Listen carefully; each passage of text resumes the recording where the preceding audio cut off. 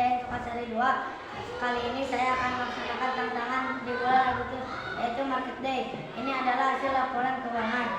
Saya menjual puding pro coklat Meko dengan harga 5.000 per cup di tanggal 19 Agustus 2025. Maka awal yang dikeluarkan sebesar 100.000 untuk membeli pada plastik, myplas, topping, bubuk, coklat, Indomie, rasa mangga dan gula kecil. Setelah diolah dari bahan yang ada, menghasilkan 15 cup puding pro dengan harga 5.000 per cup. Saya mendapatkan penghasilan sebesar 75.000. Jadi keuntungan yang saya peroleh adalah 20.000. Sekian, terima kasih. Wassalamualaikum warahmatullahi wabarakatuh.